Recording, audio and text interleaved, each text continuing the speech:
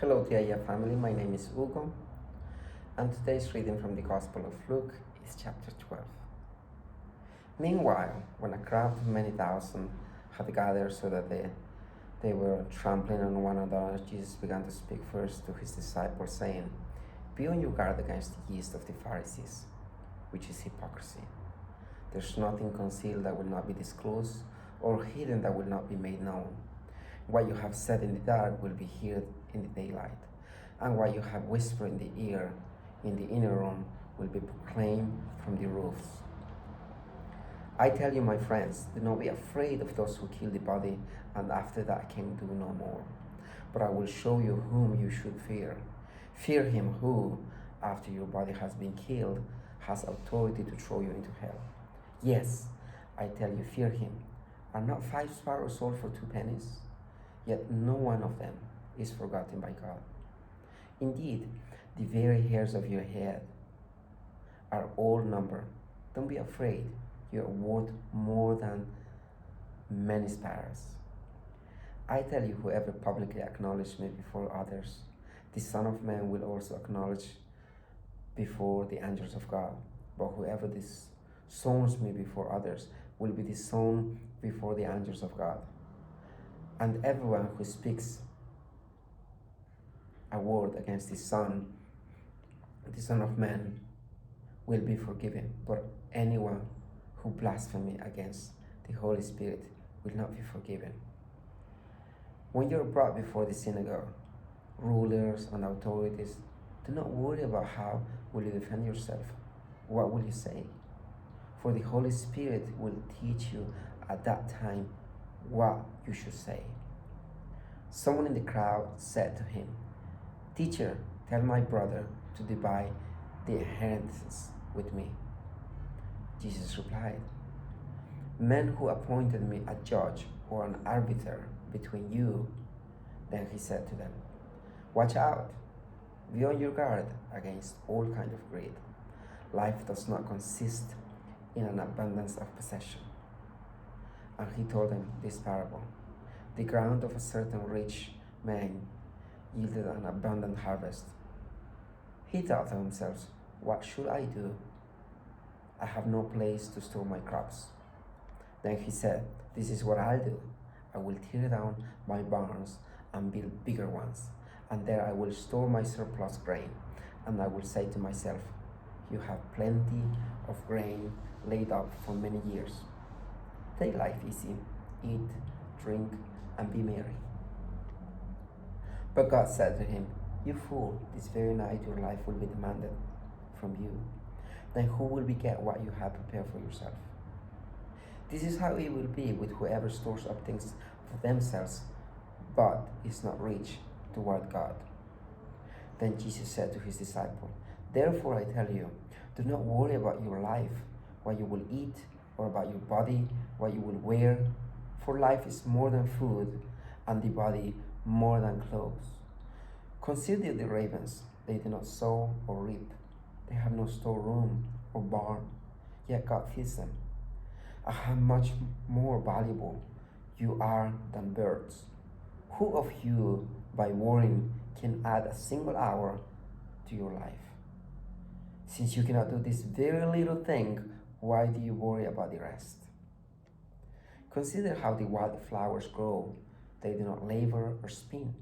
Yet, I tell you, not even Solomon in all his splendor was dressed like one of these. If that is how God clothes the grass of the field, which is here today and tomorrow is thrown into the fire, how much more will he clothe you, you of little faith? And do not set your heart on what you will eat or drink. Do not worry about it. For the pagan world runs after all such things, and your Father knows that you need them. But seek his kingdom, and these things will be given to you as well. Do not be afraid, little flock, for your Father has been pleased to give you the kingdom. Sell your possessions and give to the poor. Provide purses for yourself that will not wear out, a treasure in heaven that will not never fail, where no thief comes near and no moth destroys. For where your treasure is, there your heart will be also. Be dressed, ready for service, and keep your lamps burning, like servants waiting for their master to return from the wedding banquet, so that when he comes, knocks, they can immediately open the door for him. It will be good for those servants whose master finds them watching when he comes. Truly, I tell you, he will dress himself to serve, will have them recline at the table, and will come and wait on them. It will be good for those servants whose master finds them ready, even if he comes in the middle of the night or toward daybreak. But understand this: if the owner of the house had known at what hour the thief was coming, he would not have let his house be broken into. You also must be ready, because the Son of Man will come at an hour when you do not expect him. Peter asked, Lord, are you telling this parable to us or to everyone? Then Lord answered, who then is the faithful and wise manager, who the master puts in charge of his servants to give them their food allowance at the proper time? It will be good for that servant whom the master finds doing so when he returns. Truly, I tell you, he will put him in charge of all his possessions. But suppose the servant says to himself, my master is taking a long time in coming, and he then begins to beat the other servants, both men and women, and to eat and drink and get drunk. The master of that servant will come a day when he does not expect him, and an hour he is not aware of. He will cut him into pieces and assign him a place with the unbelievers. The servant who knows the master will and does not get ready, or does not do what the master wants, will be beaten with many blows.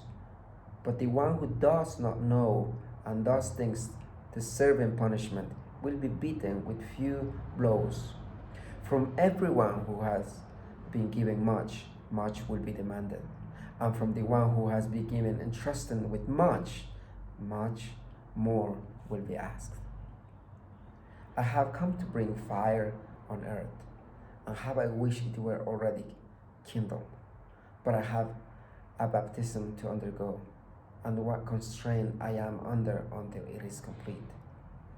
Do you think I came to bring peace on earth? No, I tell you, but division. From now on there will be 5 in one family divided against each other, 3 against 2, and 2 against 3.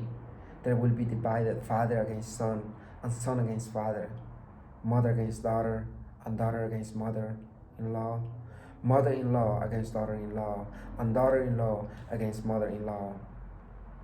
He said to the crowd, when you see a cloud rising in the west, immediately you say, it's going to rain. And it does. And when the south wind blows, you say it's going to be hot. And it is.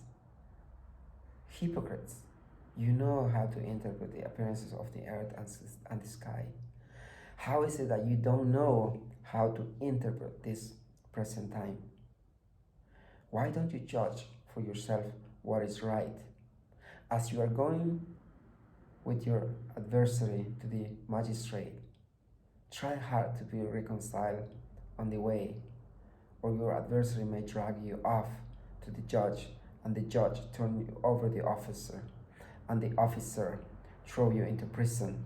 I tell you, you will not get out until you have paid the last penny. Thank you for listening. Join us tomorrow for the next part of the story of Jesus. God bless you.